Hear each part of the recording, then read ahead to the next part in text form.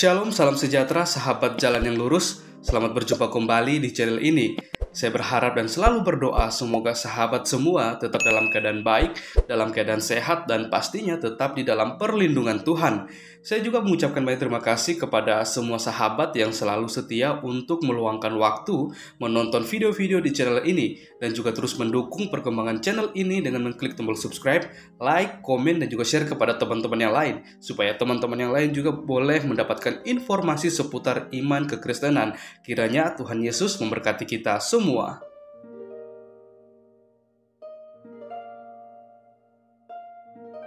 Saudaraku yang terkasih di dalam nama Tuhan Yesus, di kesempatan kali ini kita akan kembali lagi bersama-sama melihat serta menyimak suatu keseruan diskusi atau debat yang sangat menarik, di mana teman-teman para apologet Kristen akan berhadapan dengan Ustadz Suma dan kawan-kawannya. Kita akan melihat bagaimana pembahasan mereka kali ini lagi-lagi pastinya akan membahas tentang iman Kristen, ya, karena memang Ustadz Suma ini dan kawan-kawannya memang hanya doyan dan tertarik untuk membahas iman kekristenan, karena kalau membahas tentang iman mereka pasti akan kelebakan, mereka akan pasti kepanasan, bahkan mereka pasti akan menghindar, bahkan juga framing untuk kembali lagi membahas tentang iman kekristenan. Dan kita akan melihat bagaimana teman-teman dari para apologet Kristen ini akan meluruskan segala sesuatu yang disalahpahami, bahkan segala sesuatu yang diusik, dan segala sesuatu yang keliru, bahkan juga yang yang selalu saya diusik-usik oleh Ustadz Suma dan kawan-kawan seperti itu. Karena ya pastinya kita sendiri akan merasa risih ketika iman kita, ketika ajaran kita seperti itu diusik-usik oleh orang lain, guna untuk hanya mencari sesuatu seperti itu, ya. Maka dari itu tanpa berlama-lama, mari langsung saja kita simak videonya. Tuhan Yesus memberkati. Yoab dan keturunannya untuk selama-lamanya. Tetapi Daud dan keturunannya dan keluarganya dan tahtanya akan mendapatkan selamat daripada Tuhan sampai selama-lamanya. Jadi Daud dan juga keturunannya itu akan mendapatkan keselamatan. Anak-anaknya, keturunannya. Sedangkan Yesus juga diceritakan dia adalah anak Daud. Bani Israel juga adalah keturunan Daud, dan mereka sudah mendapatkan legitimasi dari Tuhan. Daud dan keturunannya dan keluarganya dan tahtanya akan mendapatkan selamat daripada Tuhan sampai selama-lamanya. Jadi tidak perlu lagi ada juru selamat untuk menebus mereka seperti yang dicanangkan oleh Kristen. Tapi sekali lagi, itu iman Kristen berada di zona Kristen. Dengan menggunakan Yesus sebagai korban di atas tiang salib, itu iman Kristen di luar daripada tembok pengajaran para nabi.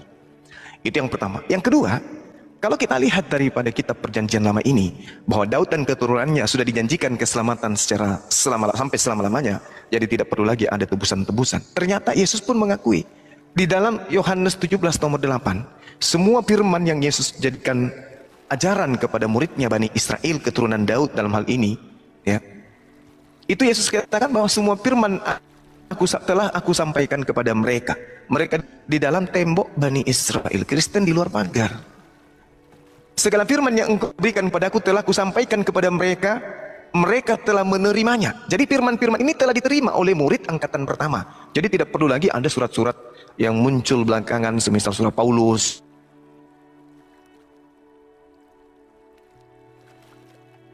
Untuk non-Yahudi, untuk orang-orang yang di luar daripada tembok tadi. Di dalam Galatia 1:16, aku diutus sebagai rasul kepada non-Yahudi. Galatia 2 nomor 8, aku diutus kepada orang-orang yang tidak bersunat. Berarti Yesus dengan ajarannya dalam pagar, dalam tembok tadi, dan Kristen di luar tembok. Karena murid-muridnya telah menerima semua firman, dan setelah mereka menerima firman, mereka tahu benar-benar bahwa Yesus itu datang dari Allah, datang dari Tuhan. Dan murid semuanya percaya bahwa Yesus itu rasul, utusan, apostolos. Jadi di lingkaran Yesus, murid-murid yang angkatan pertama, semuanya percaya kepada Yesus ini hanya rasul.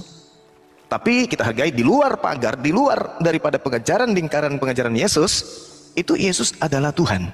Nah, ini yang kemudian susah untuk dilewati, adanya pagar yang begitu tinggi yang tidak bisa Kristen lewati untuk masuk ke dalam zona pengajaran Yesus. Jadi ada dua pengajaran, pengajaran Yesus dan pengajaran Kristen. Yesus mengatakan semua firman yang aku sampaikan, muridku semua percaya, aku rasul. Tapi Kristen muncul beberapa tahun kemudian, yang tadinya rasul menurut murid Yesus, ternyata menurut murid Paulus, Yesus ini adalah rasul. Seperti itu, Bang, silakan. Baik, Bang. Pernyataan-pernyataan dari Bang Suma dari tadi mengatakan bahwa Yesus adalah Daud, anak Daud, semua Bani Israel adalah anak Daud dan lain sebagainya, keturunan Daud. Artinya bahwa Yesus adalah raja. Pernyataan ini mengkonfirmasi bahwa dia juga sebagai nabi, dia juga sebagai imam, dan dia juga adalah keturunan Daud. Diri di dalam Mazmur juga terkonfirmasi tentang nubuat-nubuat tentang Yesus itu sendiri, bahwa Allahku mengapa itu yang digenapi ketika dia disalib, dan Eli Eli lama sabatani, Allahku mengapa engkau tinggalkan. Itu per 22 itu sudah menjelaskan bahwa itu akan dinyatakan oleh Yesus Kristus. Tapi bukan berarti tidak ada lagi bahwa Allah itu sudah menyelamatkan kekal abadi dan tidak ada yang akan datang lagi sebagai manusia yang kami yakin bahwa Yesus Tuhan yang turun menjadi manusia itu Yesus yang turun seperti Yohanes 1:14 itu turun menjadi, karena itu besar kasih karunia Allah. Kenapa? Karena pada di dalam Taurat hidup di dalam para nabi-nabi zaman itu bahwa manusia hidup dalam perbudakan ya, yaitu kedagingannya manusia hidupnya sudah tidak tidak terpuji di hadapan Allah. Maka kasih Allah itulah yang membuat Allah harus turun menjadi manusia untuk mengosongkan diri, merendahkan diri supaya Allah bisa berjumpa dengan manusia itu sendiri, karena memang kita tidak bisa melihat Allah, maka Allah turun sebagai manusia supaya kita dapat berkomunikasi. Tetapi kalau memang Bang Suma dan kawan-kawan itu tidak bisa memahami hal ini, itu tidak ada masalah buat saya, karena itu memang sudah tercatat dan itu sudah dibuat dalam Yesaya, di dalam Mazmur, dan itu semua sudah ditulis dalam 700 tahun sebelum Yesus datang, dilahirkan. Dan bahkan Yesus itu datang sebelum Abraham ada, perkataan-perkataan itu yang mewakili bahwa dia adalah Tuhan, dia adalah yang menjadikan alam semesta dan sebagainya. Dan itu sudah tertulis. Bagaimana mungkin Yesus itu yang dikatakan oleh Yohanes bahwa anak domba Allah yang menghapus dosa dunia? Bagaimana mungkin kalau misalnya lihat di Perjanjian Lama atau di Torah atau apapun itu, kitab-kitab apapun, Bang Suma pernah nggak membaca bahwa seorang nabi yang menghapus dosa dunia? Siapa itu bisa menghapus dosa dunia? Kalau ini yang putus-putus saya atau Pak Prengki ya? Saya clear. Host, suara saya putus-putus nggak teman-teman? Cik, hostnya? Oke, saya tanggapi atau Bapak mesti mau lanjut? Ya, pertanyaan saya bahwa pernahkah Bang Suma membaca bahwa dari kisah Nabi atau apapun yang menyatakan bahwa dia bisa menghapus dosa dunia? Iya. Kalau yang saya lihat itu pengakuan Yohanes, Pak, di dalam Yohanes 1 nomor 29. Itu pengakuan Yohanes. Tetapi Yesus sendiri mengakui, aku berdoa bukan untuk dunia, aku berdoa untuk mereka. Jadi antara pengucapan Yesus dengan ucapan Yohanes itu bertentangan. Aku berdoa untuk mereka bukan untuk dunia. Itu di dalam Yohanes 17 nomor 9. Jadi antara pernyataan penulis Yohanes sendiri dengan pengakuan Yesus itu sendiri itu pertentangannya sangat kuat sekali. Aku berdoa untuk mereka bukan untuk dunia, aku berdoa. Jadi yang tadi yang dikatakan dalam Yohanes 1 nomor 29 itu bertentangan. 29 di bab 1 itu dikatakan pada keesokan harinya Yohanes kemudian penulis Yohanes sendiri ya, atau keterangan dari penulis sendiri.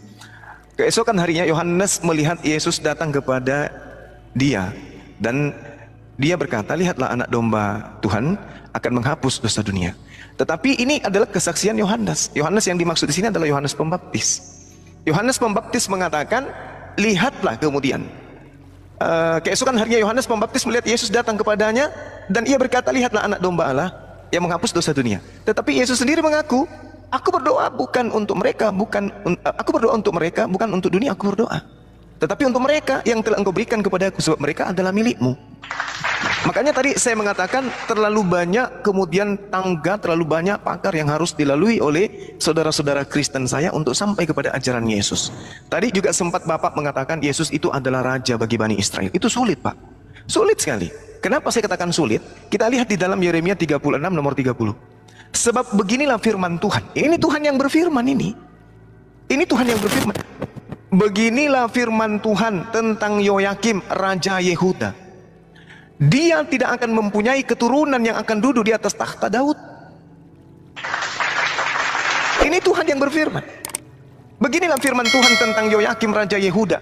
Dia tidak akan mempunyai keturunan yang akan duduk di atas tahta Daud, dan mayatnya akan dicampakkan sehingga kena panas di waktu siang dan kena dingin di waktu malam. Ini Tuhan yang mempersaksikan, dan Tuhan bersumpah tidak akan ada lagi keturunan dari Yoyakim yang akan duduk di atas tahta Daud. Sedangkan kalau kita melihat tentang keturunan, sedangkan kita lihat keturunan Yoyakim ini jelas. Yoyakim ini nama bapaknya adalah Yosia. Kita lihat misalnya di dalam Yeremia 26 nomor 1. Pada permulaan pemerintahan Yoyakim, anak Yosia Raja Yehuda. Jadi Yosia memiliki anak bernama Yoyakim.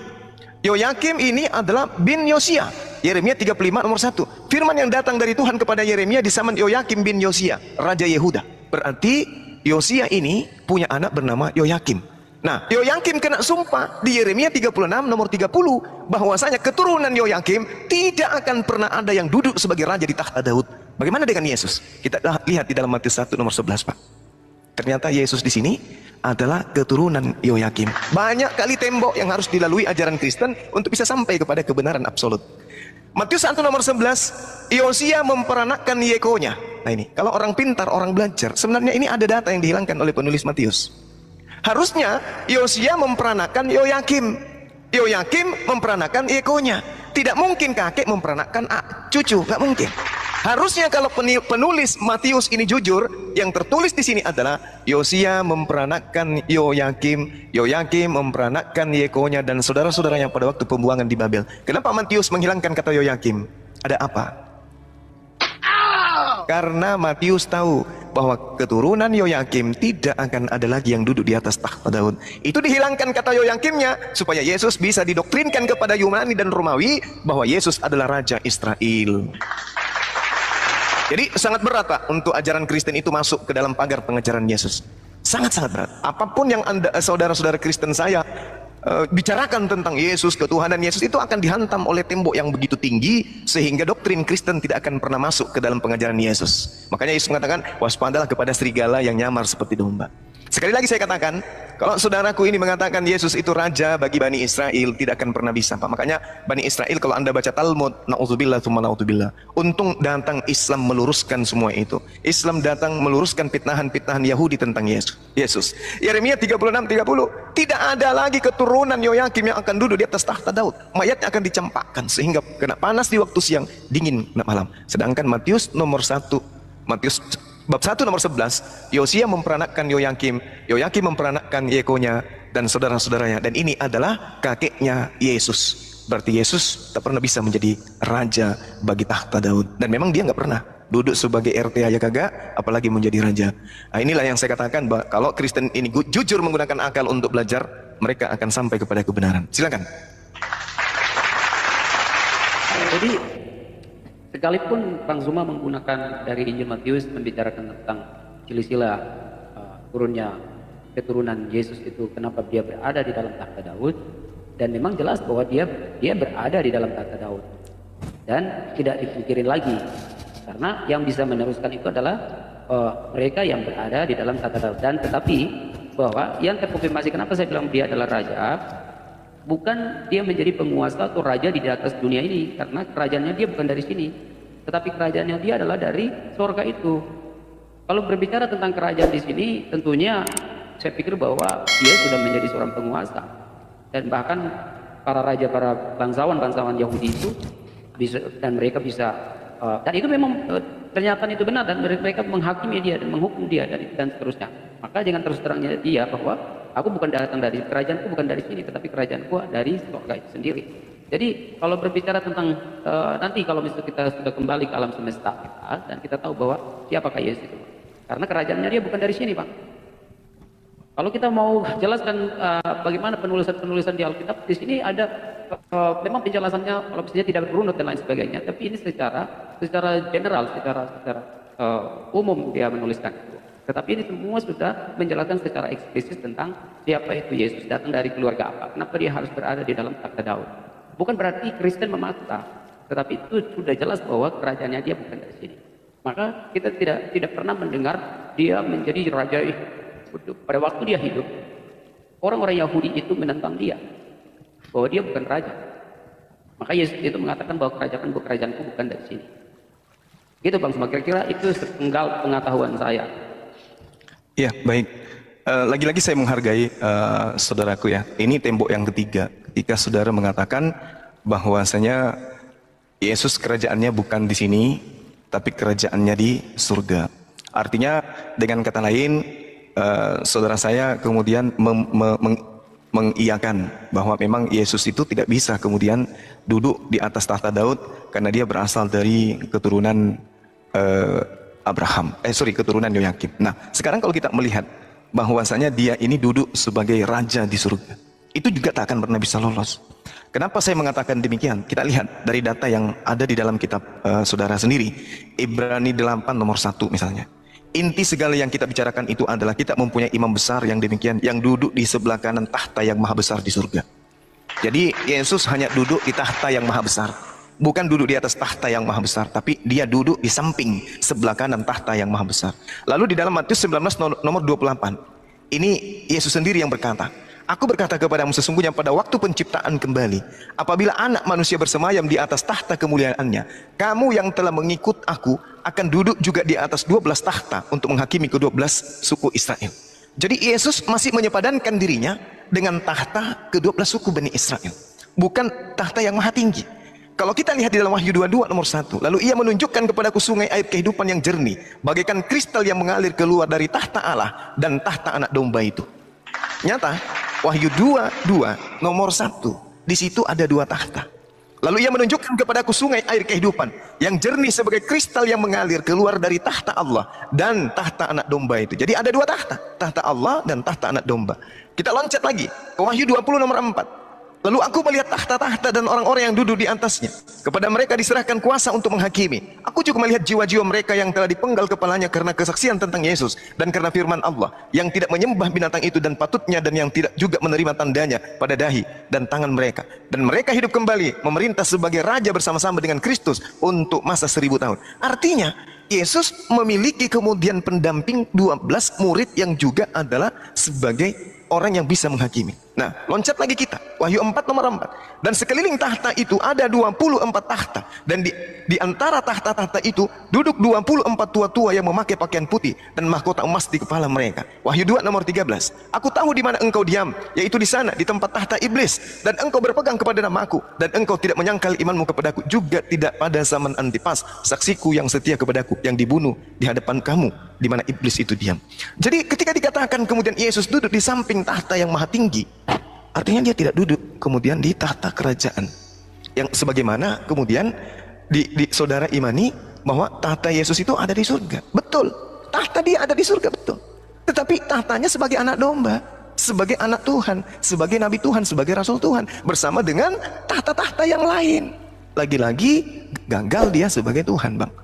Berat kemudian upaya Kristen untuk memasukkan Yesus, sangat berat. Karena memang saya rasa itu hal-hal yang mustahil kemudian, karena Yesus mengajarkan hal yang tidak kemudian berkesesuaian dengan konsep doktrin dan dogma Kristen. Terakhir, kalau Yesus itu duduk kemudian sebagai yang maha tinggi, raja di atas raja, coba sekali-kali kita lihat surat Paulus di dalam 1 Korintus 15 nomor 28. Tetapi jikalau segala sesuatu telah ditaklukkan di bawah Kristus Yesus, maka ia sendiri sebagai anak akan menaklukkan dirinya di bawah Tuhan, yang telah menaklukkan segala sesuatunya di bawahnya, supaya Allah menjadi semua di dalam semua. Jadi Yesus akan menaklukkan dirinya, Yesus akan ditaklukkan oleh Allah, dan hanya ada tinggal satu kemudian yang bertahta, yaitu Allah saja. Yesus akan takluk, Yesus akan sirna, sebagaimana dalam bahasa Yunaninya adalah hopotasso. Hopotasso itu artinya tunduk, takluk, kemudian dalam tekanan, dalam keharusan, dalam ketaatan, dalam ketekunan, dalam kelemahan di samping Tuhan Bapa.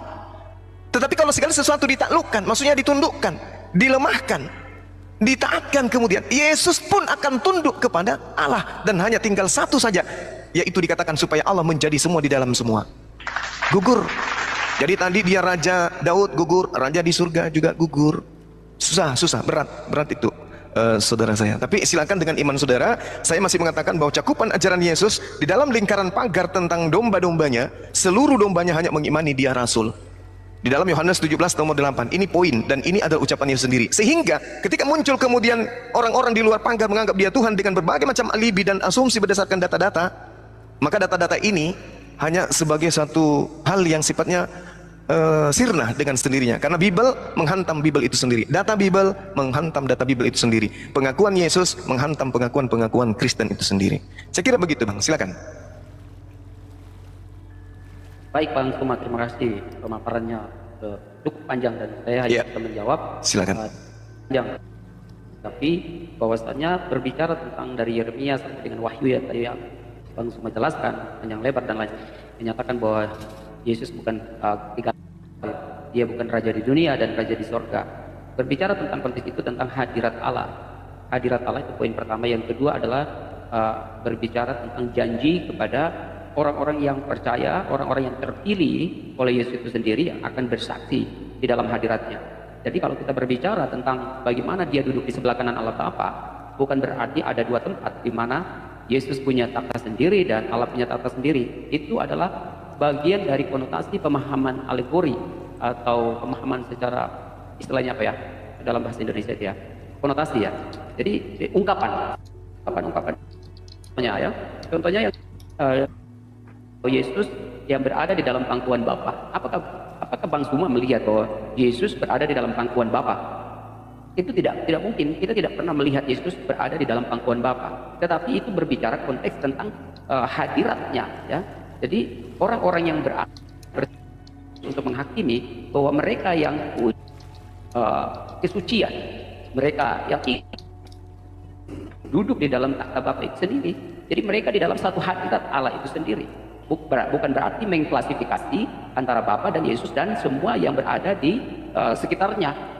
Itu bukan menjadi salah satu diferensiasi atau menjadi perbedaan bahwa Yesus dan Allah itu memiliki tempat yang berbeda. Tetapi di sini adalah berbicara merujuk atau konteksnya bahwa dia di dalam hadirat Allah itu sendiri. Jadi bahwa di dalam pengajaran Kristus itu, di dalam Alkitab itu banyak sekali ungkapan-ungkapan yang ditulis ya. Jadi kalau kita melihat di mana Yesus mengakui diri bahwa dia adalah sumber air, dia adalah cahaya dunia, dia adalah terang dunia, bukan berarti dia adalah matahari, tetapi itu adalah bahasa-bahasa ungkapan yang disampaikan oleh Yesus sendiri.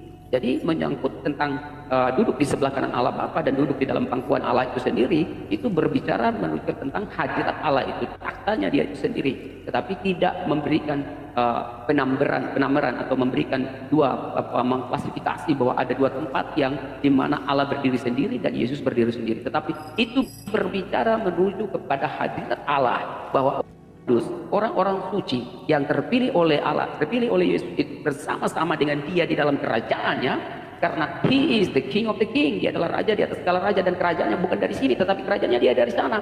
Maka tentunya di dalam kerajaannya dia pasti tentunya ada orang-orang yang terpilih oleh dia, termasuk Musa, Elia dan lain sebagainya. Mereka yang akan duduk bersama dia dan untuk menghakimi. Nah itu tentang bagaimana janji Tuhan, janji Yesus itu sendiri, dan berbicara tentang tempat adalah hadirat, bukan berarti di situ ada dua, Bang Suma.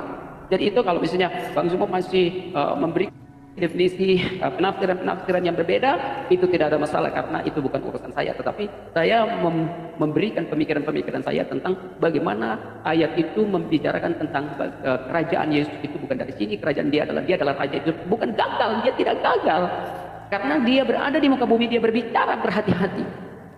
Karena semua pengajaran-pengajaran dia itu mengungkap, tapi bangsa Yahudi itu tidak mengerti.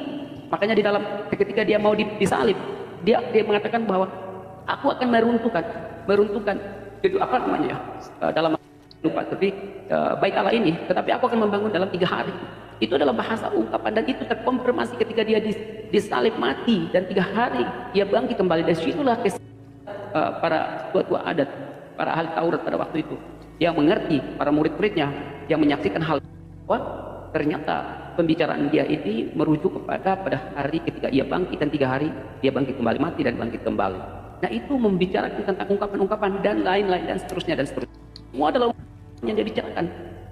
Karena Yesus berbicara sangat berhati-hati. Maka dia berbicara pun dia tidak mengakui dirinya Allah. Dan bahkan orang Yahudi itu menolak dia. Saudaraku akan menolak saya. Kayak gitu. Itu dia. Oke Bang Suma.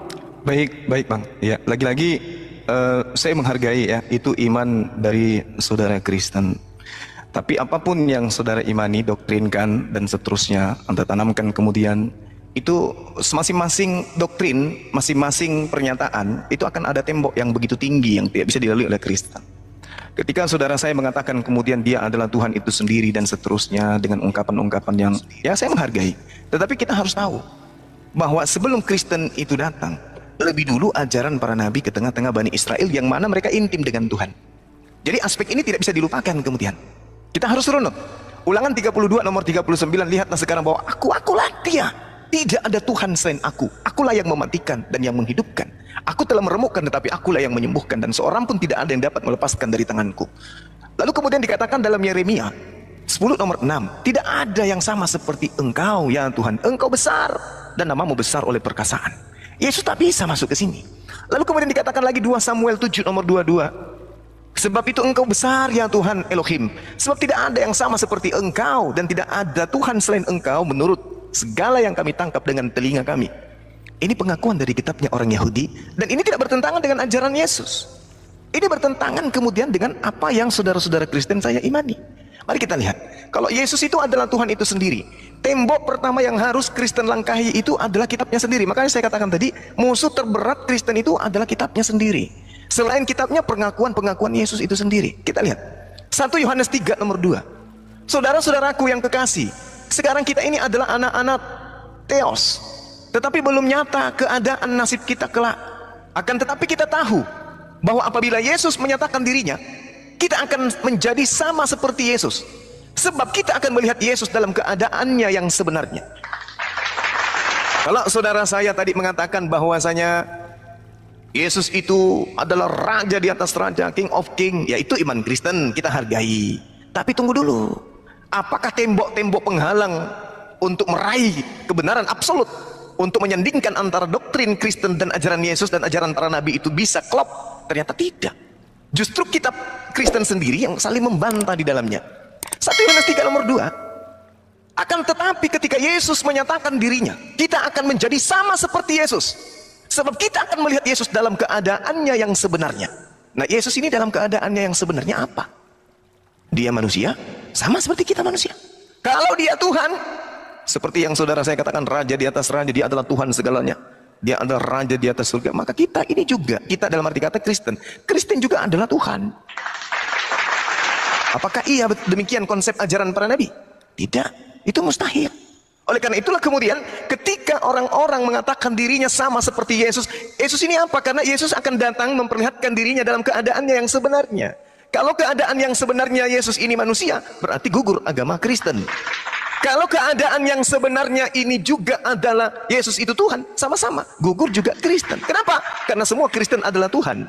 Karena Tuhan dan Kristen adalah sama dalam keadaannya yang sebenarnya. Nah, ini yang mana yang benar?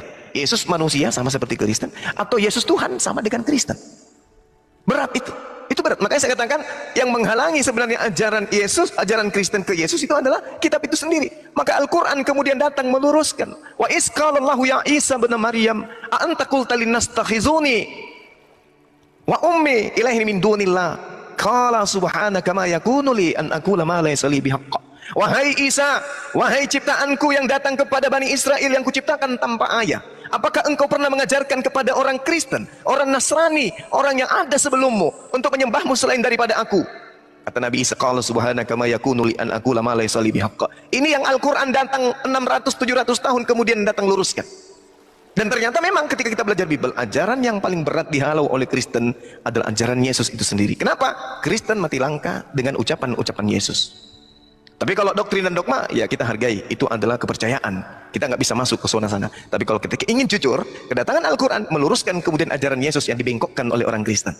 Susah untuk masuk, Bang. Raja menjadi raja di atas segala raja. Bagaimana ceritanya? Sementara Kristen sama seperti Yesus. Berarti Kristen juga adalah raja. Tadi dari segi pengajaran, firman segala macam, Yesus telah memblokade bahwa semua murid yang percaya dia adalah rasul. Itu berat. Kemudian saudara berpindah, dia adalah Raja Daud, keturunan Daud. Dihantam kemudian oleh Yeremia 36 nomor 30. Tak ada keturunan Yoyakim akan dulu di atas tahta Daud. Anda pindah lagi ke surga. Di surga juga dilucuti sendiri. 1 Korintus 15 nomor 8. Yesus akan ditaklukkan. Dia tidak bisa menjadi raja. Dia tidak bisa menjadi raja. Lalu kemudian dihantam lagi kemudian oleh 1 Yohanes 3 nomor 2. Dalam keadaan yang sebenarnya, Yesus hanyalah manusia. Gimana mau jadi raja? Gimana mau jadi Tuhan? Sementara Tuhan mengatakan dirinya laisa kamitslihi syai', tidak serupa dengan manusia.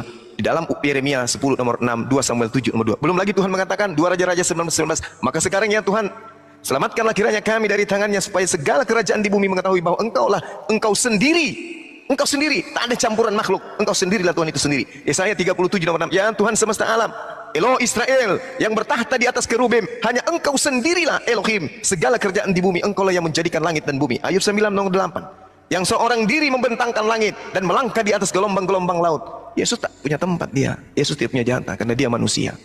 Bilangan 23 nomor 19, Tuhan bukan manusia, bukan anak manusia. Hosea 9 nomor 11, Hosea 11 nomor 9, Tuhan pencipta langit dan bumi, bukan manusia. Sedangkan Maria melahirkan manusia. Berat bang, berat. Silakan dilanjut. Kalau masih ada senjata untuk masuk ke dalam pengajaran Yesus, tapi saya rasa semakin lama semakin berat. Silakan. Ya Bang Suma, terima kasih untuk mungkin berat, tapi saya harus menyampaikan ini bahwa silakan. Apa yang dibicarakan tentang dari saya melihat pembicaraan dari Bang Suma mengatakan bahwa Allah itu yang bisa mematikan dan menghidupkan itu sendiri. Terbukti bahwa Yesus dia membangkitkan orang mati, ya, melakukan mujizat-mujizat itu terkonfirmasi dengan baik. Ketika dia masa hidup, dia melakukan itu. Dan itu atas kuasa dia, bukan kuasa si B, dan sebagainya. Maka kita sebagai pengikut itu diberikan, Yesus sendiri, aku akan memberikan kamu kuasa. Aku akan memberikan kamu kuasa. Dan itu Yesus berkata demikian. Kalau berbicara aku memberi, dia mengatakan aku, bukan Allahku yang akan memberikan kamu kuasa. Tidak bisa. Ketika dia mengatakan bahwa Allahku yang memberi kamu kuasa, kita bisa memikirkan bahwa memang ada otoritas lain yang dipakai oleh Yesus untuk memberi kuasa kepada murid-muridnya dan lain sebagainya. Nah, kita loncat bahwa dari dalam 1 Yohanes 3. 1 Yohanes 3 itu berbicara lagi-lagi Bang Suna bahwa di sini mengungkapkan kita sebagai pengikut Allah atau anak-anak Allah, bukan anak Allah, tetapi kita adalah anak-anak Allah yang akan sama seperti dia, bukan berarti kita sebagai Tuhan juga. Itu pemahaman yang sangat keliru. Bahwa Yesus di dalam Yohanes 1 Yohanes 3 itu menyatakan bahwa kita yang terpilih oleh Allah, ketika kita mengikuti perintah, ketika kita mengikuti ajarannya, ketika kita melakukan perbuatan-perbuatan yang menyenangkan hati Allah, maka kemudian waktunya kita akan kembali ke hadirat Allah. Kita terpilih menjadi anak-anak Allah. Maka di sini ditegaskan kita tidak tahu, karena ini menyangkut dengan perbuatan-perbuatan dosa. Dosa-dosa inilah yang harus kita hindari sehingga kita akan terpilih menjadi anak-anak Allah. Kalau tidak, ketika kita tidak menaati perintahnya, kita tidak melakukan kehendaknya, apa yang diperintahkan oleh Yesus itu sendiri, maka Yesus akan tidak mengenal kita.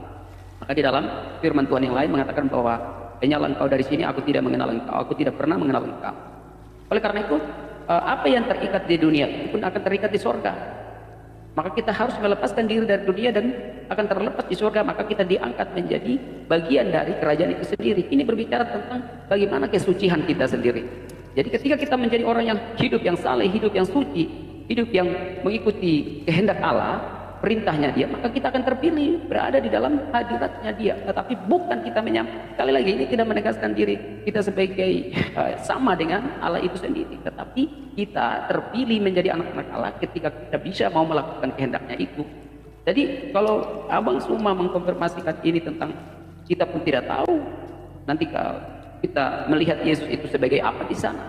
Tetapi ini lagi-lagi kita berbicara tentang anak-anak Allah, anak-anak yang terpilih, tentang bagaimana kita bisa menjadi orang yang menaati perintah-perintahnya, sehingga kelak nanti ketika kita akan pergi ke pencipta Yesus itu sendiri, kita akan melihat kemuliaannya, kita akan berada di dalam hadiratnya, dan disitulah kita tahu siapakah Yesus itu sendiri.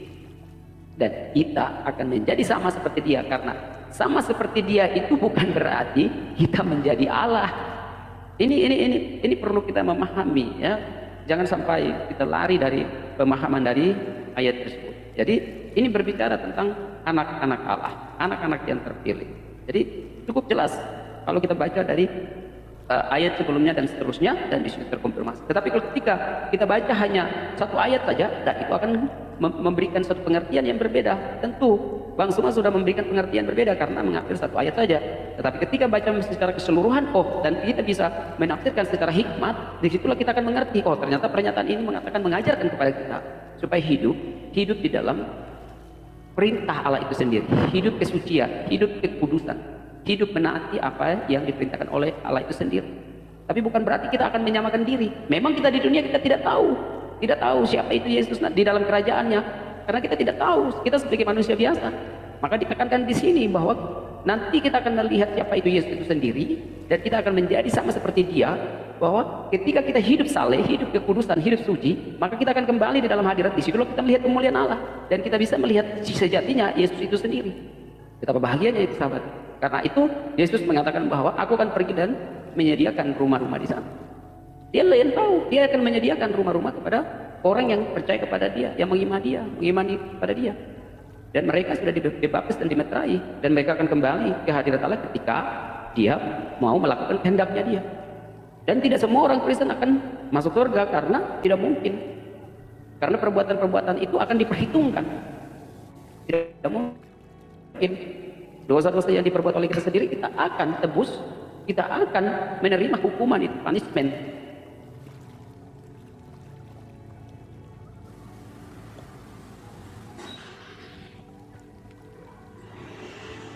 Oke, masih ada? Boleh nyambung nggak sih Bang Suma? Iya, silakan Bang. Maaf ya, maaf ya kalau di tengah-tengah ya. Cuman tadi aku dengar sedikit itu soal meneladani Yesus itu loh maksudnya.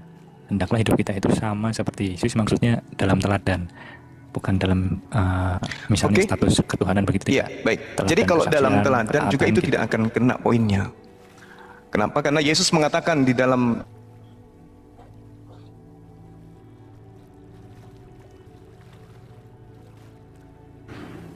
suaranya hilang ya Bang?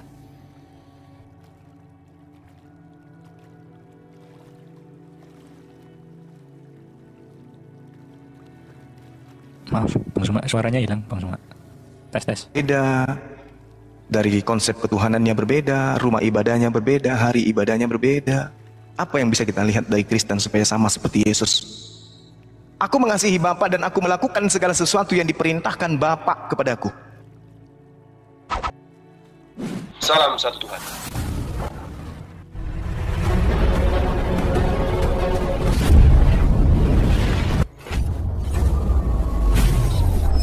Ya, pengantar ini singkat para sahabat. Dukung semua ya sahabat-sahabat kita channel Desa News Muslim. Di like, di subscribe, di share sebanyak mungkin untuk supaya mencegah sahabat-sahabat kita di luar sana tidak terpengaruh terhadap pemurtadan. Semoga Allah memberikan selalu sikap istiqamah. Salam satu Tuhan, Allahu Akbar. Anak-anaknya, Galatia 4 nomor 19. Hai anak-anakku, karena kamu aku menderita sakit bersalin lagi sampai rupa Kristus menjadi nyata di dalam kamu. Jadi Paulus itu senantiasa memanggil anakku, anakku, anakku, anakku. Makanya Paulus mengaku Bapa. Tertambah lagi, karena untuk menjadi anak Elohim harus tunduk kepada ketaatan-ketaatan yang diajarkan kemudian oleh Nabi Musa alaihissalam yang ada di dalam kitab Tanakh, Taurat, Nevi'im, Ketubim. Sementara Kristen bukan di situ polanya. Kristen itu berdiri di Lukas, Markus, Matius, Yohanes, Roma, Galatia, Filipus, Korintus, Filemon, Ibrani. Itu Kristen ada di situ. Sementara anak yang ada di dalam pengajaran para nabi yang ada dalam kitab Tanakh itu adalah orang yang tekun menjadi hamba yang berserah diri melakukan segala ketaatan kepada perintah-perintah Elohim. Makanya Yesus mengatakan, iblislah yang menjadi bapakmu karena kamu ingin melakukan keinginan-keinginan bapakmu. Kalau tadi saudara saya mengatakan, itu adalah ketaatan meneladani Yesus. 1 Yohanes 2 nomor 6. Barang siapa yang mengaku di dalam dirinya ada Yesus, maka dia wajib hidup sama seperti Yesus hidup. Nah coba, jujur aja. Yesus ketika hidup seperti apa? Apa ibadah Yesus? Bagaimana cara beliau beragama? Bagaimana ketaatan beliau terhadap firman Tuhan? Sedangkan di Galatia 4 nomor 4 dikatakan, Yesus tunduk dan takluk kepada hukum Taurat. Bukan Taurat yang tunduk kepada Yesus, bukan Taurat yang takluk kepada Yesus, tetapi Yesus yang takluk kepada hukum Taurat. Artinya, ketika dikatakan Yesus takluk kepada hukum Taurat, Yesus ini tunduk berserah diri kepada apapun yang menjadi pencanangan Tuhan sebagai perintah, ketetapan, ketentuan yang ada di dalam Taurat. Berdasarkan Galatia 4 nomor 4. Bagaimana dengan Kristen? Apakah Kristen takluk dalam hukum Taurat? Tidak. Justru untuk menjadi Kristen, katakan bahwa Taurat itu adalah kutukan. Untuk menjadi Kristen, katakan Yesus mati untuk membatalkan Taurat. Untuk menjadi Kristen, katakan bahwa dengan matinya Yesus, dia telah membatalkan segala perintah yang ada di dalam hukum Taurat. Jadi bagaimana mungkin bisa menjadi anak-anak Elohim? Sedangkan untuk menjadi anak Elohim, Ulangan 11 nomor 1, Yosua 22 nomor 5, Orang-orang Yahudi harus tunduk berserah diri kemudian kepada perintah-perintah Tuhan, baru bisa menjadi anak Elohim. Nah, sedangkan Kristen ini di luar garis. Ya, doktrin demi doktrin itu terbantahkan dengan adanya pernyataan-pernyataan yang saya ulang tadi di pertama kali. Semua murid Yesus setelah menerima pengajaran Yesus percaya bahwa Yesus adalah utusan Tuhan. Percaya bahwa Yesus hanya utusan, dia hanya rasul. Dan kalau saudara kemudian mengatakan, oh tidak, mari kita lihat. Jangan kebang suma, karena saya hanya apologet biasa. Kita lihat kesaksian Yesus aja. Ini Yesus yang mempersaksikan dirinya nih. Kalau tadi ada kemudian kita akan sama seperti Yesus dalam artinya ketaatannya, teladannya dan seterusnya. Itu di mulut. Coba Anda periksa diri Anda. Andai saja Yesus hidup hari ini, apa yang Yesus lakukan pada hari Minggu? Andai Yesus hidup hari ini, apa yang Yesus lakukan pada hari Sabtu? Andai Yesus pada hari ini masih ada, siapa yang disembah Yesus? Buku apa yang dipegang ketika hari Sabat oleh Yesus? Bagaimana murid-muridnya? Apakah Yesus mengajari muridnya makan babi? Apakah Yesus mengajari muridnya ibadah hari Minggu?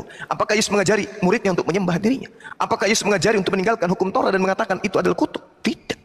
Di dalam Yohanes 5 nomor 36, tetapi aku mempunyai kesaksian yang lebih penting dari kesaksian Yohanes Pembaptis, yang tadi mengatakan dia adalah domba yang menghapuskan dunia, dosa dunia. Ternyata kesaksian Yesus lebih penting. Apa itu? Segala pekerjaan yang diserahkan. Nah coba, diserahkan. Segala pekerjaan yang diserahkan Tuhan kepada aku, supaya aku melaksanakan pekerjaan itu. Pekerjaan itu juga yang aku kerjakan sekarang. Dan itulah pekerjaan yang memberi kesaksian tentang aku. Pekerjaan yang dimaksud di sini, membangkitkan orang mati, membuat orang lumpuh berjalan, orang buta melihat, air menjadi anggur, kemudian badai menjadi damai dan seterusnya. Pekerjaan-pekerjaan ini kemudian bersaksi bahwa Yesus adalah utusan Tuhan. Ini kesaksian Yesus. Muncul Kristen di luar tembok. Wah, bahaya ini. Tuhan ini, kenapa? Dia bisa membangkitkan orang mati loh. Terus apa lagi? Dia membuat badai tiba-tiba damai, tiba-tiba tenang. Apalagi? Oh, dia juga membuat orang buta bejak melihat, orang lumpuh. Oh, Tuhan benar ini. Pasti ini Tuhan. Itu di luar tembok. Tapi Yesus mengatakan dengan kesaksiannya, segala pekerjaan yang aku lakukan, pekerjaan itulah yang bersaksi tentang aku, bahwa Bapa yang mengutus aku. Mengutus dalam bahasa Yunani adalah apostol, sedangkan dalam bahasa Arab rasul. Yang mengutusnya adalah Allah, berarti dia adalah Rasulullah. Menurut kesaksian Yesus, siapakah engkau Yesus? Menurut engkau, aku adalah utusan. Siapakah Yesus menurut Kristen? Dia adalah Tuhan. Yang mana yang harus kami percaya? Al-Quran kemudian datang. Wa isqalallahu ya Isa bin Maryam anta qulta linnas tahizuni wa ummi ilaihi min dunillah. Apakah yang mengajarkan Kristen menyembah dirimu bahwa engkau adalah Tuhan selain daripada aku? La. Qala subhanaka ma yakunu an aqula la ilaha min haqq.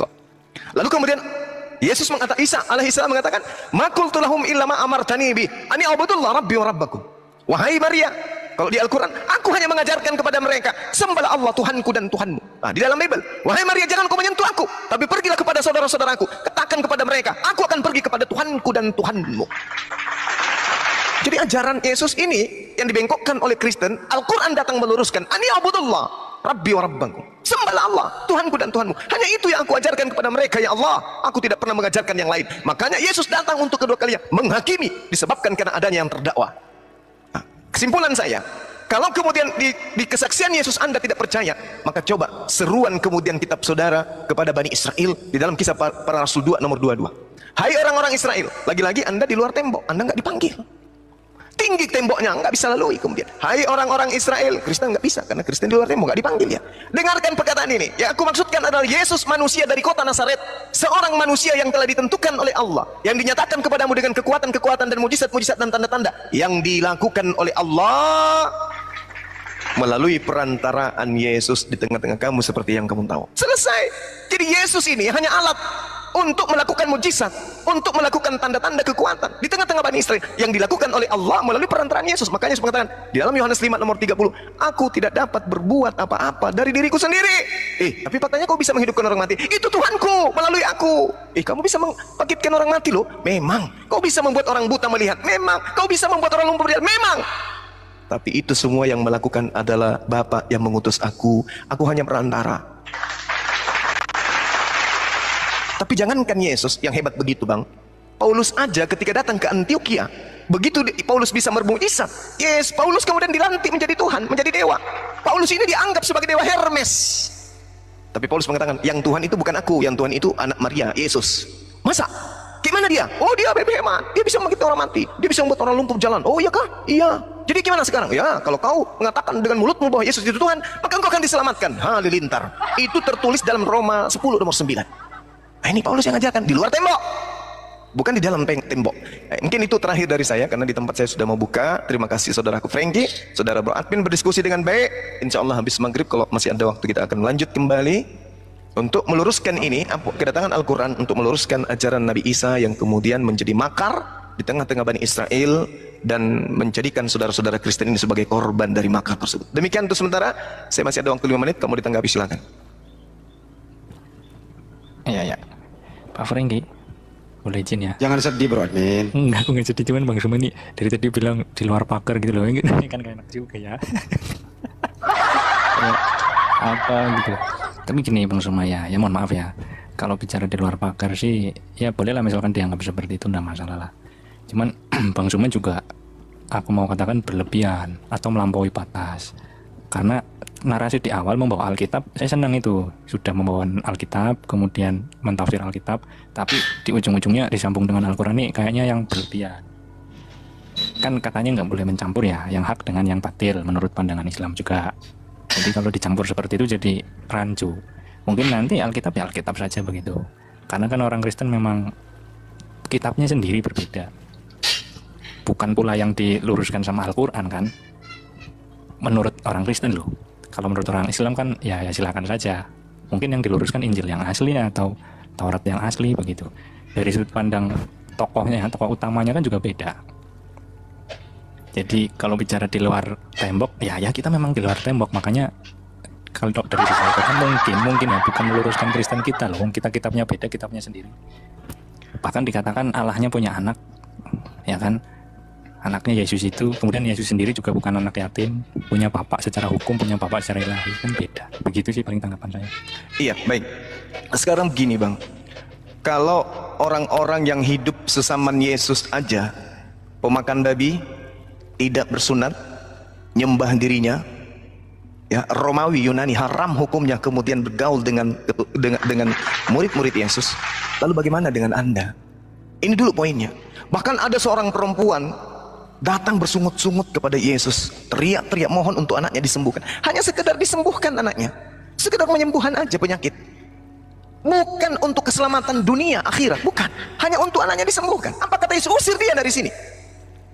Ini hanya sekedar menyembuhkan loh, bukan untuk menjadi hamba seperti menjadi Kristen, tidak.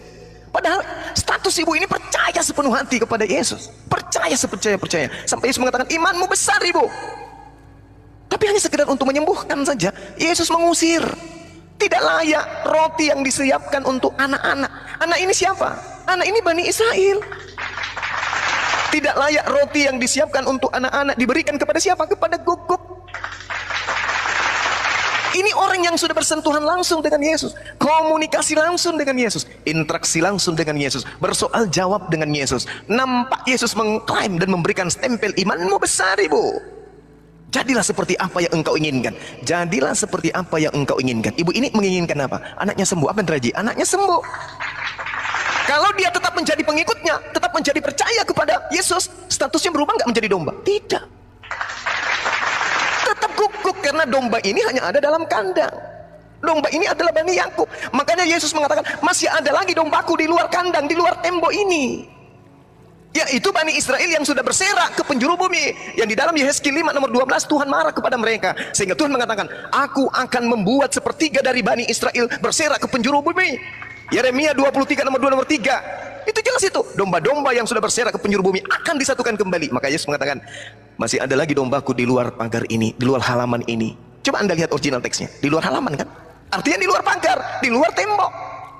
Coba Anda lihat original teksnya tuh. Masih ada lagi dalam Yohanes 10 tuh. Baca original teksnya. Apa ini kata? Masih ada lagi dombaku di luar halaman, di luar tembok. Ya. Nah, sedangkan orang yang sesama Yesus aja dianggap guguk, apalagi kita. Apalagi Anda, saudaraku. Ini yang perlu dipahami. Makanya ketika Yesus menerangkan waspadalah kepada serigala yang nyamar seperti domba, ucapan Yesus ini di dalam halaman. Kristen tidak ada di situ, di luar. Kata Yesus kepada muridnya, "Hai, sini. Ini di dalam pagar nih, dalam halaman nih." Apa kata Yesus? Sini. Apa guru? Waspadalah kepada nabi-nabi palsu yang datang kepadamu menyamar seperti domba. Iya. Sesungguhnya mereka adalah serigala yang buas. Ini bisikan Yesus kepada Bani Israel muridnya nih, yang di dalam halaman, dalam pagar. Dari bisa melihat mereka.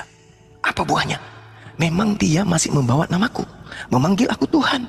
Bahkan asal kalian tahu, mereka sampai pada level bermujizat memakai namaku. Masa sih? Iya, bernubuat, meramal. Bahkan mereka bernubuat pakai namaku, bermujizat pakai namaku. Bahkan mereka dapat mengobati orang-orang yang kerasukan setan pakai namaku. Tapi hati-hati, mereka adalah serigala. Mereka adalah orang yang di luar dari lingkaran halaman rumah kita. Mereka adalah orang yang ada di luar daripada lingkaran dari kandang kita. Mereka datang nanti kepada kalian, ngaku-ngaku sebagai domba, padahal sesungguhnya mereka ini adalah serigala. Pertanyaan saya, siapa yang datang di angkatan pertama kemudian mengaku sebagai pengikut Yesus? Lukas buktikan kepada saya dia pengikut Yesus, tunjuk bukti data. Markus buktikan kepada saya dia adalah pengikut Yesus, bukti data. Paulus buktikan kepada saya secara histori di mana dia menjadi pengikut Yesus. Lalu kemudian buktikan kalau ada agama lain di luar Kristen yang memanggil Yesus Tuhan, bermujizat pakai nama Yesus, bernubuat pakai nama Yesus, mengusir setan pakai nama Yesus. Tunjukkan. Ini adalah buah-buah dari pengajaran nabi palsu, di mana Bani Israel, murid-murid yang ada dalam kandang itu tidak boleh kemudian percaya kepada mereka. Waspadalah kepada mereka. Nah, sekarang 30 detik terakhir menjadi PR dan renungan buat saudara Bro Admin dan sahabatku Frankie. Berjalannya kisah Yesus terakhir kemudian 33 tahun plus 40 hari, menyisahkan kemudian 11 murid. Muridnya yang satu telah mati. Murid, sabar sayang, ya sedikit lagi. Murid ke-11 punya keturunan tentunya, anaknya, cucunya, cicitnya, terus sampai ke bawah. Kemana mereka pergi? Kenapa nggak menjadi Kristen? 11 orang di abad pertama beranak cucu, sekarang cucunya itu sudah miliaran. Mana mereka semua? Ternyata yang mengajarkan Kristen yang masuk ke Indonesia Portugis, bukan Bani Israel ke-11 murid, kemudian Jerman, bukan ke-11 dari murid, kemudian Belanda. Mana orang Yahudi, keturunan Yesus, murid Yesus yang datang mengajarkan Kristen yang baik? Tak ada. Ini tolong direnungkan. Jadi yang disebut serigala selalu mengaku domba. Yang disebut serigala nyamar selalu merasa dirinya domba. Selalu merasa dirinya domba. Maka muncul pertanyaan, sebenarnya yang domba di sini siapa? Yahudi apa Kristen? Ini aja dulu. Ini direnungkan dulu. Dua agama besar antara Yahudi dan Kristen, di mana di antara keduanya ini yang domba, yang mana serigala? Apakah Kristen ini domba asli, Yahudi yang serigala? Atau jangan-jangan sebaliknya? Hanya otak yang waras lah yang bisa menentukan itu. Yang mana serigala di antara dua agama ini? Tidak mungkin domba dua-duanya. Tidak mungkin juga serigala dua-duanya. Yahudi, keturunan Yakub adalah domba. Nah, yang bukan keturunan Yakub, apa gelarnya? Domba, nggak mungkin. Serigalanya mana kalau begitu? Kalau tidak ada serigala berarti Yesus bohong. Harus ada serigala di antara dua ini. Karena kalau tidak ada, Yesus pembohong, Yesus pendusta. Katanya ada serigala yang datang kepada angkatan pertama. Mana? Mana? Lukas 21 nomor 8. Waspadalah kepada penyesat yang akan datang kepadamu, membawa namaku dan mengatakan aku adalah Tuhan. Namun sebelum itu terjadi, terlebih dahulu kamu dipenjara, dianiaya, disesat dan dimasukkan ke dalam penjara-penjara. Siapa pelaku ini? Siapa pelaku ini sebagai penyesat yang kemudian mengatakan dirinya sebagai murid setelah mengaku-ngaku bertobat? Nah, inilah yang direnungkan. Saya kira begitu, saudaraku Bro Admin dan juga Frankie. Saya mohon maaf, ini waktu saya untuk berbuka puasa. Kiranya apa yang saya sajikan ini bisa direnungkan lebih baik. Kedatangan Islam adalah meluruskan ajaran Yesus yang dibengkokkan oleh Romawi dan Yunani. Demikian, salam tauhid, salam satu Tuhan. Assalamualaikum warahmatullahi wabarakatuh dan semangat petang. Silakan Bang Handi diambil alih untuk sementara. Ya, waalaikumsalam warahmatullahi wabarakatuh. Silakan Bro. Belum tepuk tangan dulu. Netizenku belum tepuk tangan. Tunggu sabar. Sudah. Oke, thank you. Oke, silakan. Ya Bro Admin, saya bisa tanggapi sebentar ya, belum mungkin Bang Suma udah pergi buka puasa ya. Terima kasih Bang Suma sudah memberikan pemaparan-pemaparan tentang pembahasan penafsiran Alkitab hari ini. Ya kita ambil ilmu-ilmunya, kita bisa merenungkan, yang baik kita simpan, yang tidak baik kita buang.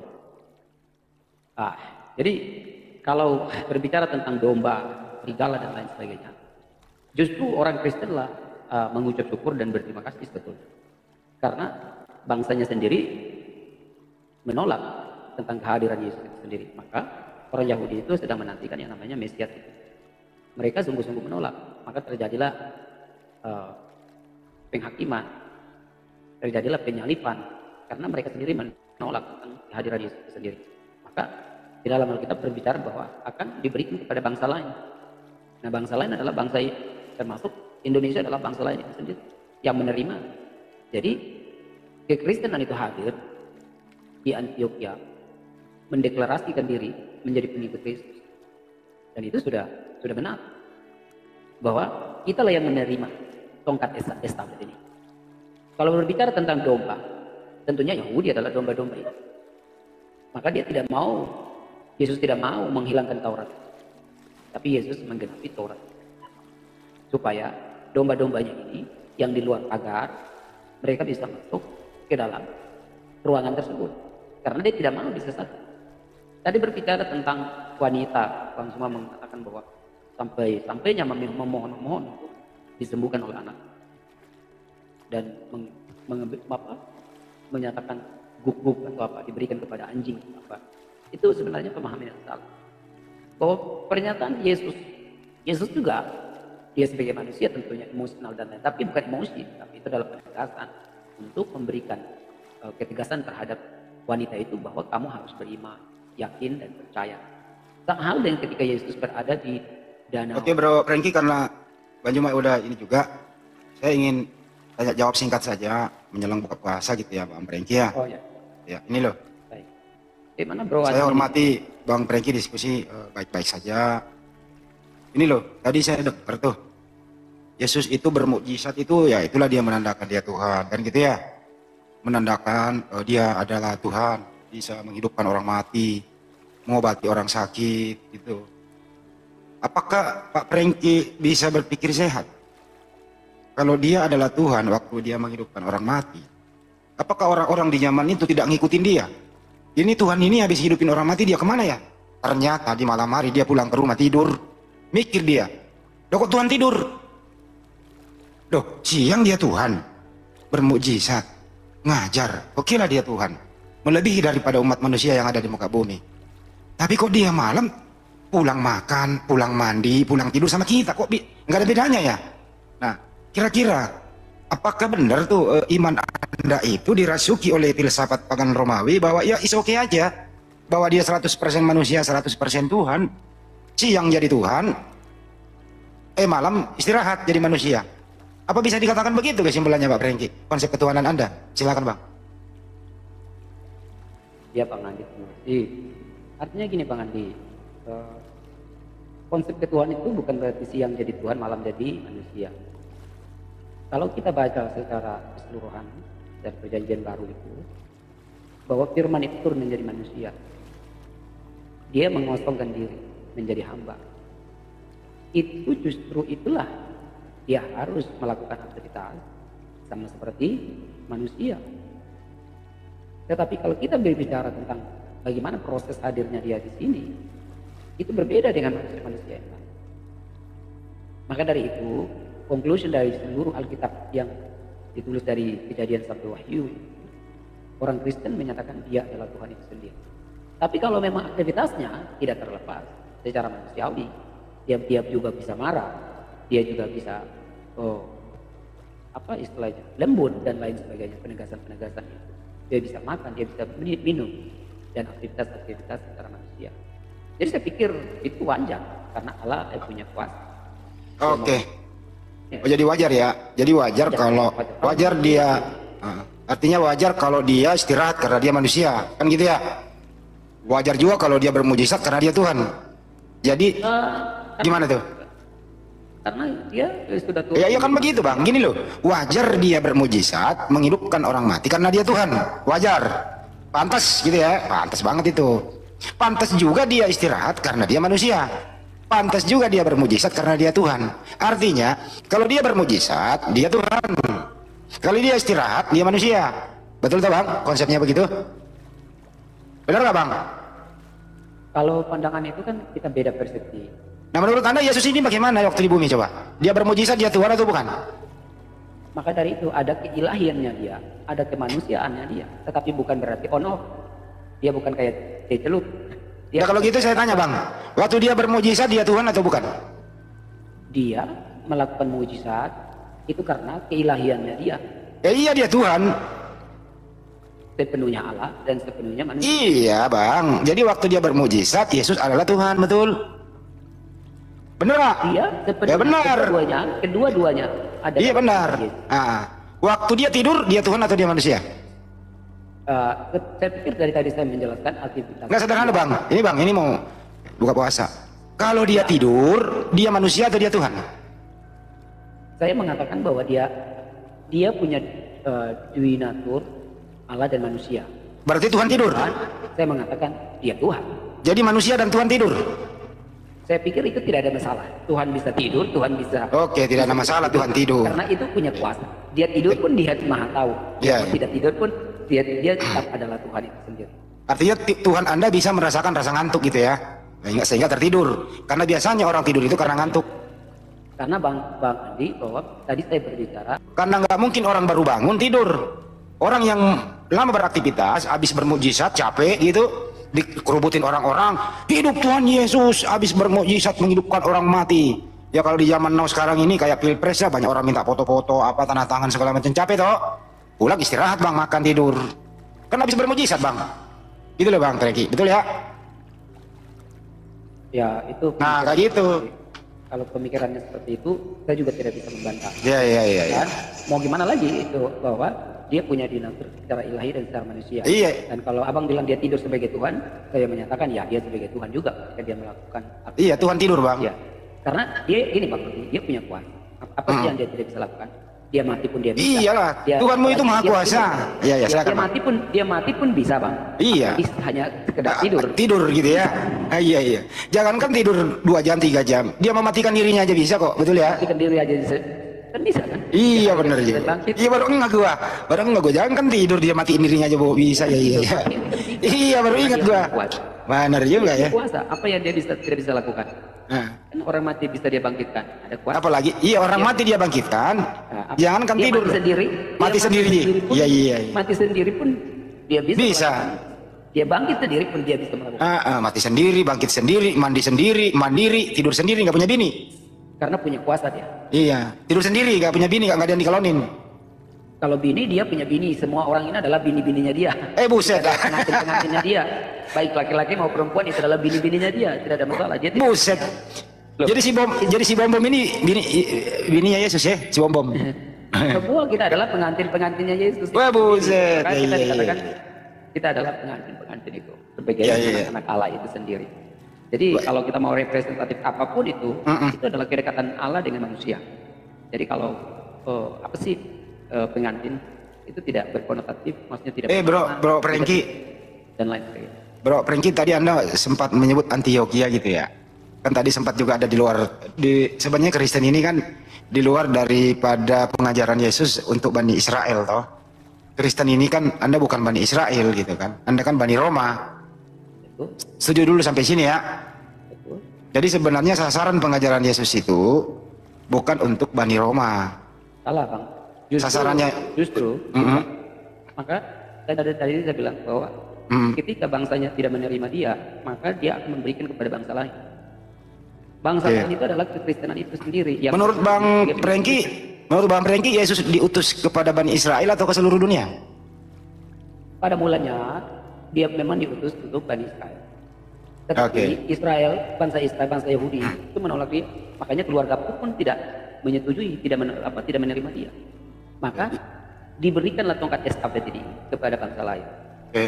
Maka pemerintahan itu sampai ke ujung dunia. Menurut Anda, Yesus hanya diutus kepada domba yang hilang di Israel gitu.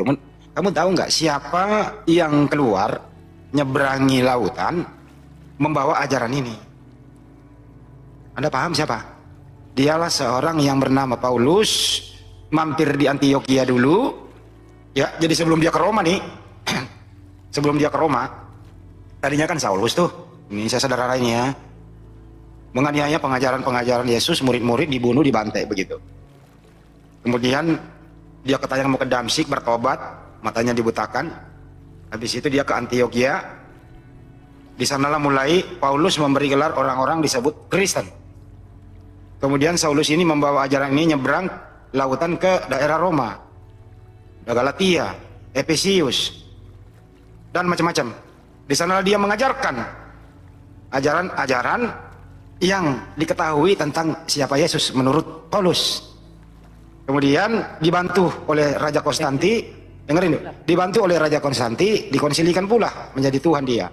Makanya di dalam pengajaran Anda itu, yang mengatakan Yesus Tuhan itu adalah Paulus, bukan Yesus. Jadi memang saya akui Anda ini, pengajaran menurut Bang Juma, pengajaran di luar tembok. Artinya apa? Pengajaran di luar garis yang ditugaskan Sang Pencipta kepada Yesus. Paulus menyambungnya di luar tembok. Di sinilah terjadi, di Antioquia berkembang ke barat, barat dikonsilikan di Roma, Vatikan dan seterusnya, masuk ke Nusantara dibawa oleh penjajah namanya Belanda. Berkembanglah di sini, Andalah sebagai contoh penganutnya itu. Kemudian LAI mengambil alih ini semua untuk Anda. Kira-kira begitu, bro. Enak lo kalau tahu runutannya dari mana Kristen ini sampai ke kepala Anda kan gitu. Harus tahu itu, Bang. Lanjut. Jadi lagi-lagi memang Islam itu membenci Paulus. Karena ajaran-ajaran Paulus itulah yang membuat kita itu percaya Yesus itu adalah Tuhan. Kami sangat bersyukur kepada Rasul Paulus. Mungkin Bang Andi bersama kawan-kawan mengatakan bahwa ajaran Yesus hanya diberikan kepada bangsa Yahudi sendiri.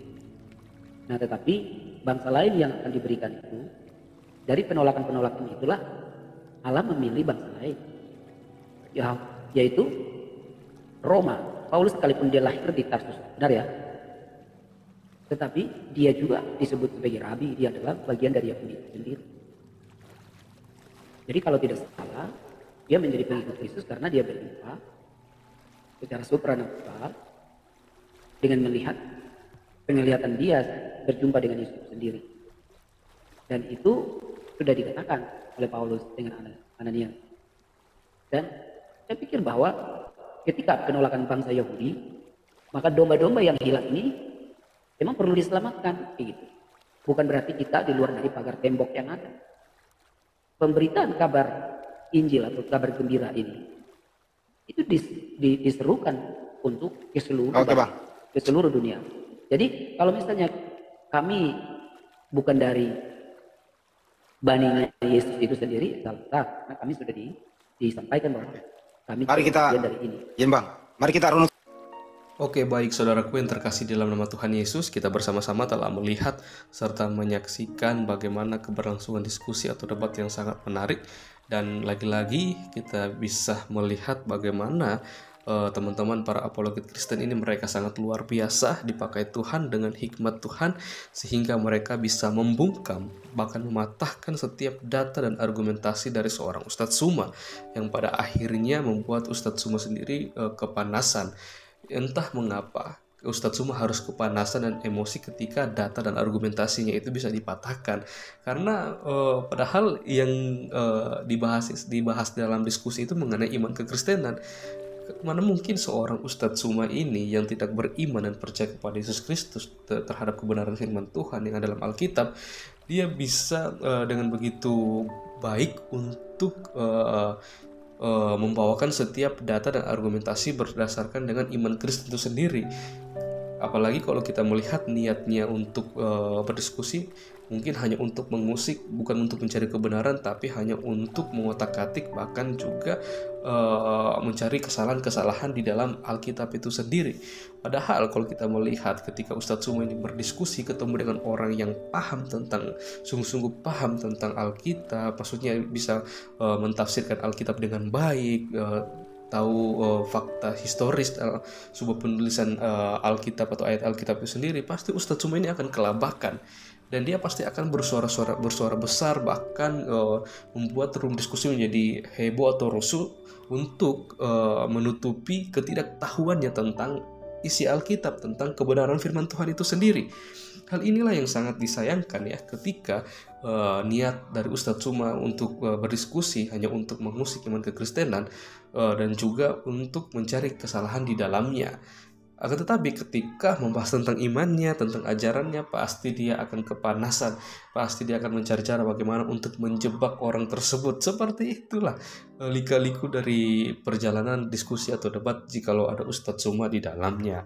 Ya, kita hanya bisa berdoa supaya suatu saat nanti Ustadz Suma ini tidak lagi mengotak-atik isi Alkitab, tidak lagi mencomot-comot ayat Alkitab, mentafsirkan dengan sesuka hatinya, dan dia jadikan hal itu untuk menyerang iman kekristenan. Tapi kita berdoa supaya kebenaran yang diotak-atik oleh Ustadz Suma ini boleh mendapat tempat bagian dalam hatinya untuk mengubah kehidupannya, untuk supaya dia bisa melihat keselamatan, kebenaran yang hanya ditemukan di dalam Yesus Kristus. Dan kita berdoa untuk teman-teman para apologet Kristen dimanapun mereka berada, supaya mereka terus dipakai Tuhan, dan juga pelayanan melalui media ini, supaya Tuhan berkati, supaya ketika kebenaran itu disampaikan, kabar sukacita itu diberitakan, banyak orang yang boleh mengenal mengenal, bahkan percaya, mengaku melalui mulut dalam hati mereka bahwa Yesus adalah Tuhan dan Juru Selamat dalam kehidupan mereka. Oke teman-teman, mungkin sekian video dari saya di hari ini. Sampai berjumpa di video-video saya selanjutnya, dan Tuhan Yesus memberkati.